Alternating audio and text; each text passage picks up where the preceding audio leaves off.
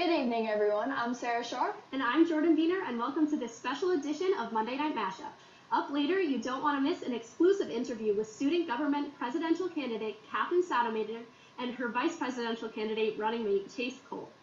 Our lead story tonight, Nicholas Cruz, the gunman of the Florida high school shooting, appeared in court earlier today in Fort Lauderdale for a brief hearing concerning the sealing of certain documents in his case. Broward Circuit Court Judge Elizabeth Scherer agreed to a defense request to allow the motion to remain sealed. The judge said it concerned a narrow issue of attorneys' access to their client.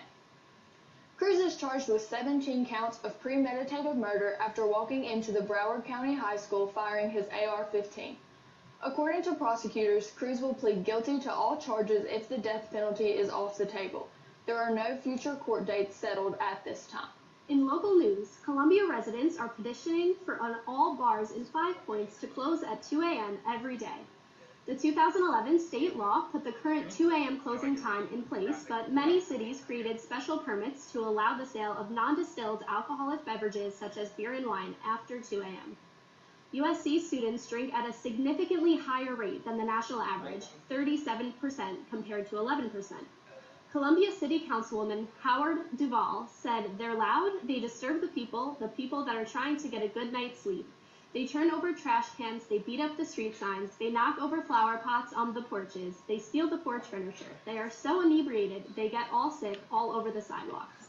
According to the university, about 254 students were transported to local hospitals for alcohol-related illnesses during the 2016-2017 school year. At a town hall February 6th, attended by bar owners, community members, council members, all seemed evenly divided on the issue. Up next, we have Forrest Tucker with the forecast, and later you don't want to miss an exclusive interview with two student government candidates for the upcoming election.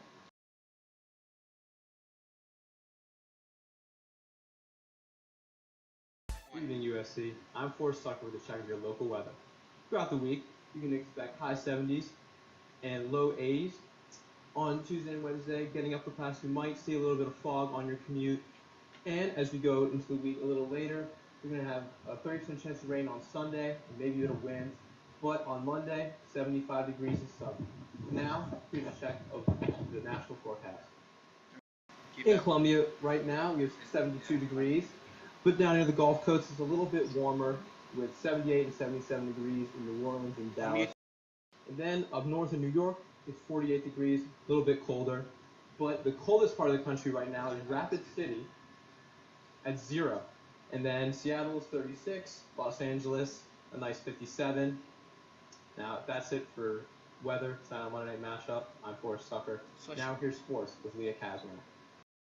Alright, Gamecocks, our lead story in sports tonight is the upset against number 10 Auburn University our men's basketball team was able to pull off on Saturday night. Frank Booker led the score for the Gamecocks at 19 points, leaving the final score at 84-75 to end the men's 6-game losing streak. Coach Frank Martin said, quote, "We've got to embrace this moment." Our women's basketball team took on Kentucky last night and came away with an 81-63 win, making their record 22-5. Asia Wilson led the scoring with 29 points. The women will take on the LSU Tigers this Thursday at Colonial Life Arena right here in Columbia. In other news, we have swimming senior Akram Mahmood making history and securing his third consecutive title at the 2018 SEC Championship meet. Mahmood secured his third gold in the men's 1650 freestyle. The men were able to finish 7th in the SEC and the women came in 8th. That's all I have for you in Gamecock sports this week, Carolina. For Monday Night Mashup, I'm Leah Kasmarak.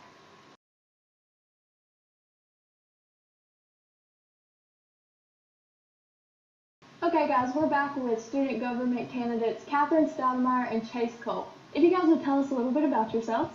Yeah, so my name is Catherine Sademacher. I'm running for student body president. I am a junior journalism and poli-sci major. I am in Greek life here. I just finished my term as DZ's PR chair.